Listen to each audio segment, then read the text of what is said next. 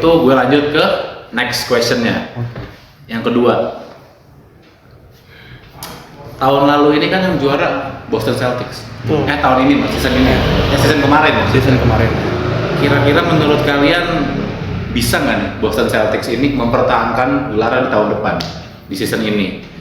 Atau ada tim lain yang berpeluang di luar yang kita bahas tadi? Bisa nggak nih Boston Celtics mempertahankan gelar dengan adanya Jason Tatum di sana, ada Jaylen Brown? Bisa nggak nih duo J ini mempertahankan gelar? Mungkin dari Anggi dulu, bisa nggak Celtics mempertahankan? Kalau gue sih apa ya, 50-50 ya, soalnya ngelihat dari potensinya si Jason Tatum ini kayak makin lama makin turun gitu. Oh, bukan makin naik, padahal dia masih muda. Enggak. Gak tau ya, mungkin karena fokus family mungkin atau gimana, cuman apa ya, banyak player yang lebih better sekarang itu, apalagi tahun-tahun musim ini gitu. Jadi kayak ya makanya itu 50-50 lah, jadi nggak bisa diterka juga mereka tuh bisa. Oh, jadi lu nggak bisa ngasih jawaban pasti nih? Nggak bisa jawaban pasti. Oke, masih semua masih di 50-50. Karena yang pasti adalah Suns. Ini bias guys. Dia emang fans Phoenix, sudah itu bias. Oke, dari Chris sendiri, bisa nggak nih Boston Celtics mempertahankan gelar? Boston kayak cukup susah sih. Cukup susah. Kenapa cukup susah? So yang tadi Anggi bilang Jason Tatum bukan di peaknya dia performnya. Terus apa ya? Tim-tim kuda hitam masih banyak di East. Oh, yang bisa membahayakan. East Conference. Conference. Jadi menurut lu nggak bisa nih Boston buat mempertahankan? Susah. Apalagi tadi lu jawab Cleveland yang sama-sama di East nih sama. Ya, masih ada Cleveland, masih ada kuda hitamnya, masih ada New York Knicks. Tahun ini ada Jalen Brunson, KT, Anunoby. It's good pick up. Anunoby menarik.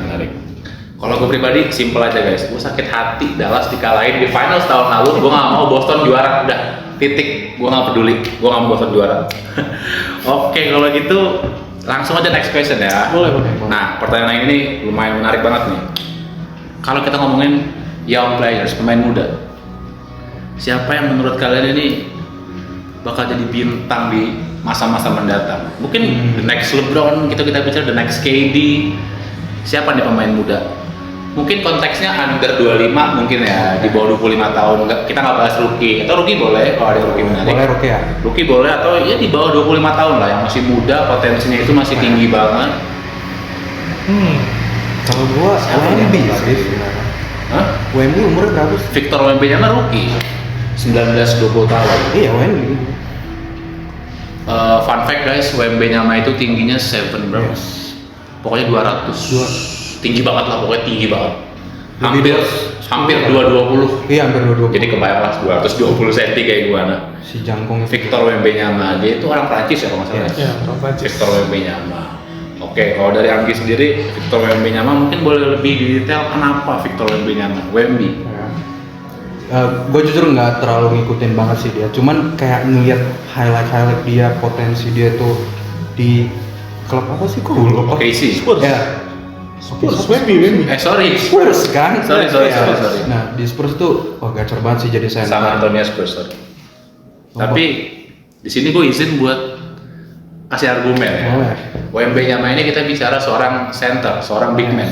Memang dia tinggi, memang dia sangat-sangat versatile, bahkan nggak sedikit dia sering shooting dari luar, dari 3 point area gitu. Cuman kita bicara basket, kita bicara fisik. Wembanyama ini saat ini masih terlalu kurus buat menjadi big man. Gimana nanti kalau Wembanyama ini ketemu big man yang punya badan tebel, Jokic, Embiid, Giannis.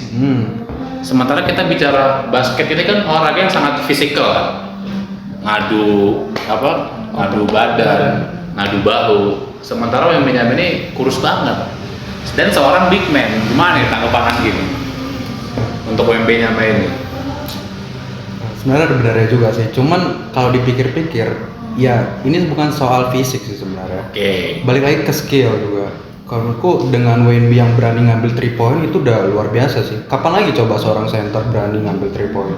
Apalagi di zaman sekarang itu memang udah dituntut kan seorang center itu harus ngambil posisi 3 point gitu. Permainan modern tuh center gitu buat bisa shoot kan. Nggak harus di dalam aja gitu. Betul. Itu sih. Oke, jadi jawaban dari Anggi ini WMB-nya mah, Victor WMB-nya mah. Nah, kalau dari Christopher, siapa nih pemain muda yang shine gitu, yang wah ini menarik nih? Pemain muda season ini banyak sih. Betul, banyak banget. Ada Chet, WMB juga bagus, lalu Jalen Suggs bagus, Paolo Banchero Orlando bagus. Isi Paolo Banchero. Paolo menurut gue salah satu underrated, is good player, tapi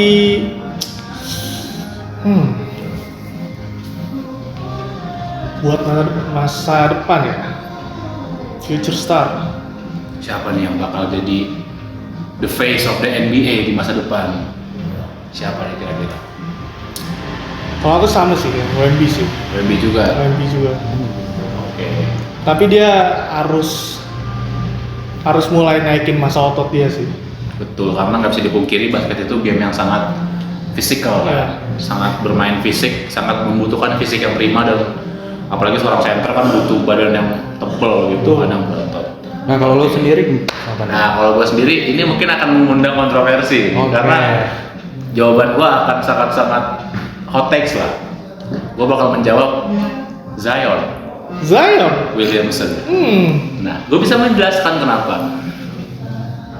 Ketika dia dari zaman college, dari zaman dia di perkuliahan, basket kuliah di college, itu nggak pernah tiap dia main itu tiket nggak habis, selalu tiket habis. Dari zaman dia di kuliah, dia udah bisa ngeborong semua orang buat nonton dia, Zion Williamson. Cuman sayangnya jadi terkena tsunami cedera, terus menerus cedera. Padahal di awal dia masuk, dia bisa melawan fisiknya LeBron, dia bisa ngadu badan sama Giannis, dia punya stats yang sangat oke, sekian belas poin dan 2 digit rebound, itu oke banget buat seorang rookie. Cuma sayangnya dia punya masalah di satu hal, yaitu kaki kaca guys, gampang cedera dan sampai sekarang pun belum jelas.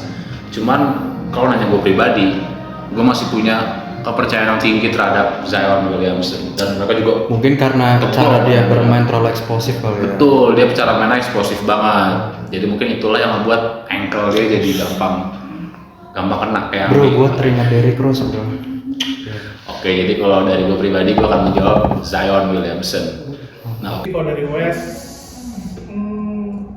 Houston Rockets. Oke. Mereka punya Fred VanVleet, Jabari Smith, Jalen Green, Alperen Sengun, good center. Tapi soalnya saya Fred VanVleet menurut gue udah habis masanya. Tapi buat atau masa, mungkin menurut tuh masih bisa lah. Dia masih bisa sebagai, karena dia jatuhnya udah senior kan. Iya, udah senior dia banget. Bisa, dan dia juga mantan juara NBA bersama Toronto Raptors. Dia